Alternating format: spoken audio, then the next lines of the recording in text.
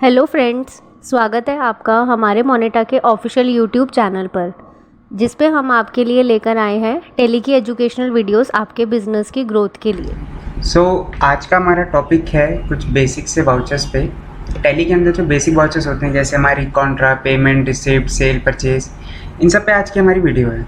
तो मैं आपको पहले दिखा देता हूँ कौन कौन से वाउचर्स पे आज हम काम करने वाले हैं। जैसे वाउचर्स पे हमारे सबसे पहले आपका contra, second payment, third receipt, sales, purchase, other voucher के अंदर credit note and debit note. इनके ऊपर आज हम वीडियो बना रहे हैं अपनी। सबसे पहले मैं कॉन्ट्रा पे आ जाता हूँ। कॉन्ट्रा के बारे में थोड़ी सी बात हो जाए कि जैसे बैंक टू बैंक कोई ट्रांजेक्शन हुई हो या कैश टू बैंक अभी कुछ ट्रांजेक्शन हुई हो तो उसको आप यहाँ पे फीड कर सकते हैं।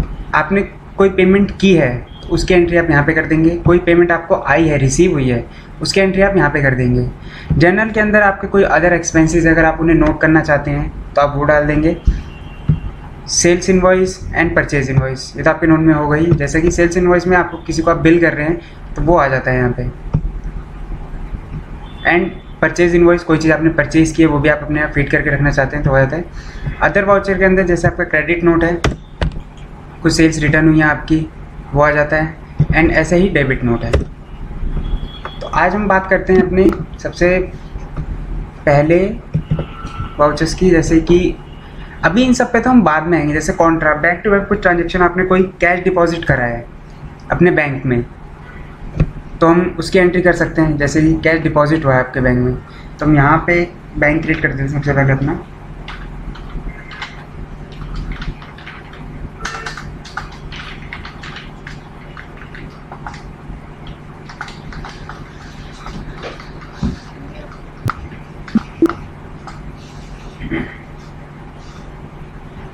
यहाँ पे हमारा कैश आ जाएगा। कितना अमाउंट डिपॉजिट किया हमने? 12,000 का।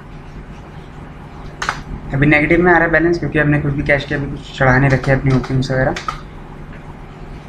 डिटेल्स डालना चाहते हैं तो भी आप डाल सकते हैं इसके अंदर कि आपने कैसे कैसे कैश डिपॉजिट करा है अपना। बैंक नेम अगर डालना चाहते हैं वो भी डाल सकते हैं आप।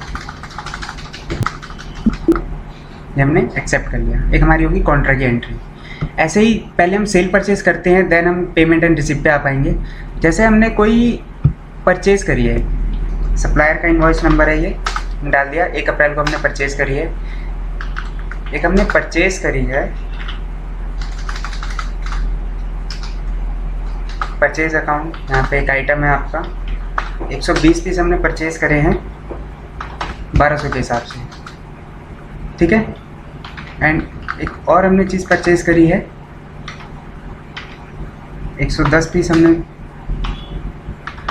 100 के हिसाब से। अब इसके ऊपर कितना जीएसटी लगेगा? CGST and SGST। आप देख सकते हैं कितना सिंपल है एक परचेज का इन्वॉइस चढ़ना। ज़्यादा कुछ इसके अंदर वैसा सीखने के लिए ये नहीं है कि आपको प्रॉब्लम होगी इसमें सीखने में। मैं दोबारा से अगेन बताता हूँ आपको क्या क्या करना होता है। आपने एक आपकी पार्टी ली जिनसे आपने परचेज़ किया है, सामान कैसे कैसे आपके पास आया है वो सारी डिटेल्स आप यहाँ फिल कर सकते हैं। पार्टी की डिटेल एक बार और रेक्टिफाई हो गई आपके पास। फिर एक परचेज़ का लेज़र आपने क्रिएट किया हुआ था वो आपने यहाँ लिख दिया। जो सामान आपने परचेज़ किया है, कितनी क्वांटिटी में, रेट क्या है, टोटल अमाउंट अपने आप टैली में आ जाता है। फिर उसके ऊपर GST कितना लगा है आप चेक कर सकते हैं अपना GST। ई-वे बिल की भी डिटेल अगर आप डालना चाहते हैं, सामने वाली पार्टी ने जो आपको दिया है ई-वे बिल का, तो वो भी आप डाल सकते हैं। हमने एक्सेप्ट कर लिया। आपने कोई चीज़ परचेज़ की है, अब इसके अगेंस्ट में आपकी पेमेंट जाएगी, इसके अगेंस्ट में पेमेंट जाएगी आपकी, तो हम पेमेंट के वाउचर पे आ जाते हैं।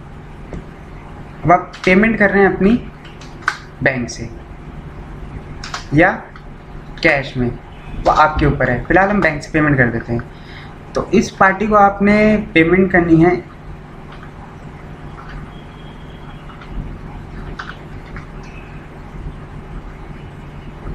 ठीक है, इतने की आपकी पेमेंट है। अगेन रेफरेंस आपके सामने बिल अपने आप आ जाएगा, आपको बिल ढूंढने की ज़रूरत नहीं है, बिल अपने आप आ जाएगा कि किसके। जैसे अब इस पार्टी के 5-6 बिल भी हो सकते हैं, तो इन्होंने किस बिल के अगेंस्ट में आपको पेमेंट करी है आप वो भी देख सकते हैं। कि आप यहाँ पे चढ़ाते टाइम देख सकते हैं। कंबाइंड भी डाल सकते हैं, इसमें कोई इशू नहीं है, बट आप बिल बाय बिल अगर चढ़ाना चाहते हैं पेमेंट तो वो भी कर सकते हैं। या चेक रेंज आ जाएगा। यहाँ पे जैसे भी आप पेमेंट कर रहे हैं, इंस्ट्रूमेंट नंबर वगैरह सब कुछ आपकी आ जाएगी। पेमेंट हमने चढ़ा दी। सेकंड आता है हमारे पास सेल्स। हमने कोई सेल करी है किसी पर्सन को, डेमो सेल। आपका सामान कैसे कैसे जा रहा है, डिस्पैच थ्रू, डेस्टिनेशन कहाँ जा रहा है, अदर डिटेल्स, सामने वाले पार्टी का नाम, जो लेके जा रहा है सामान, आपका नाम, LR नंबर कुछ डालना है, मोटर व्हीकल नंबर, डेट कब जा रहा है, and party detail again verify आपने कर ली है। सेल्स का आपका व्हाट्सअप। आपने यही डेमो पीस यहाँ पे आपने सेल कर दिए 120 के हिसाब से, और डेमो 1 वाला जो पार्ट है ये आपने 100 पीस सेल कर दिए 1400 के हिसाब से। अब इस पर भी आपका GST लगेगा, दोनों आपके GST लग गए। यहीं पे अगर आप टैली से डायरेक्ट ई वे बिल बनाना चाहते हैं तो यहाँ पे कुछ मैंडेटरी इन्फॉर्मेशंस हैं जो आपको फुलफिल करनी होंगी, जैसे sub type, document type, dispatch from, ship to, कहाँ से कितने किलोमीटर है, तो ये सब कुछ इन्फॉर्मेशंस होती हैं जो आपको फुलफिल करनी होंगी। ये हमारा बिल रेडी हो गया। अब सामने वाली पार्टी को आप बिल दे सकते हैं, जहाँ के आपको दिख रहा होगा do you want to send voucher detail for e way bill generation. अगर आपको e way bill direct generate करना है टैली से तो यहाँ पे आप जनरेट कर सकते हैं। फिलहाल के लिए हम इसे नो कर रहे हैं। अब हम बैक आ जाते हैं, वाउचर्स में अगेन आते हैं। अब आपने कोई चीज़ सेल करी है, पेमेंट आपके पास आएगी तो मतलब रिसीव होगी, तो रिसीव भी आपको बैंक में ही होती है। बैंक में आपको रिसीव होती है इन पर्सन से, इनको आपने सेल किया था, इतने की आपको पेमेंट आती है। अगेन किस बिल के, यहाँ पे भी आप चेक कर सकते हैं किस बिल के अगेंस्ट में इन्होंने आपको पेमेंट करी है। इंस्ट्रूमेंट नंबर, उनका बैंक का नेम जो भी है आप डाल सकते हैं, एक्सेप्ट कर लिया। अब जैसे सामान कुछ आया था आपके पास, उसको आपको वापस, जो आपने सेल किया था वो आपके सामान वापस आ रहा है आपके पास, तो हम क्रेडिट नोट इशू कर देते हैं।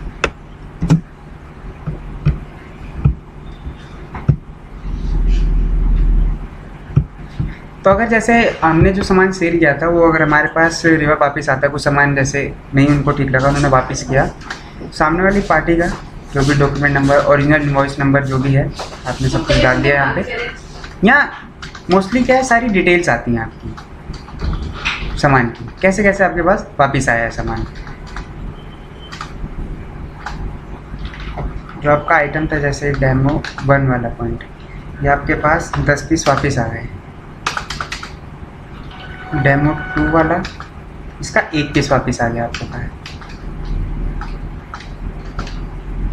रीज़न कुछ भी, सेल्स रिटर्न आपकी आ गई, बायर का डेबिट नोट नंबर जो भी वो आपको इशू करके देगा आपने। अच्छा, हमने GST नहीं लगाया, सबसे मेन चीज़।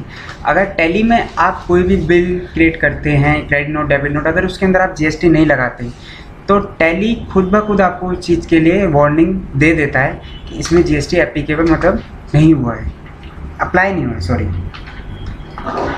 अप्लाई हो गया। अब आई थिंक मेरे पास कोई भी एरर नहीं आएगा। आप देख सकते हैं बिल एक्सेप्टेड है। सेम एज हमने कोई चीज़ परचेज की है, हम भी कोई सामान वापस कर सकते हैं सामने वाली पार्टी को। इनसे हमने जो सामान परचेज किया था, हमारे पास जो भी इनवॉइस नंबर आया था उनका, वो सब हमने डाल दिया, जस्ट फॉर डिटेल्स सारी चीज़ें हमने डाल दी। डेमो वाला जो पॉइंट था उसमें से 12 पीस हम वापस कर रहे हैं उन्हें, और डेमो 2 जो थे उसमें से 2 पीस वापस कर रहे हैं उन्हें। इस पे GST लग जाएगा एंड SGST लग जाएगा।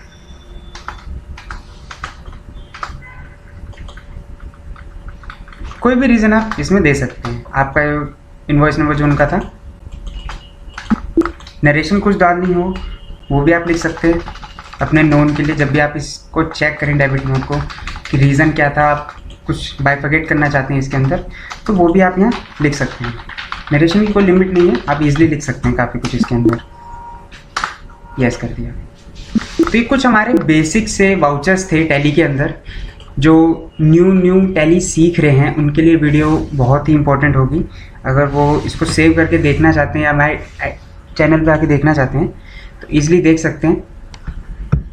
इसके अंदर आपको काफ़ी हेल्प मिलेगी अगर स्टार्टिंग में आप टैली यूज़ करना स्टार्ट कर रहे हैं तो। सो आज की हमारी वीडियो यहाँ ख़त्म होती है। Thank you so much. तो दोस्तों यहाँ ये वीडियो ख़त्म होता है। हमारे चैनल से जुड़े रहने के लिए हमारे चैनल को सब्सक्राइब ज़रूर करें और बेल आइकन दबाएं।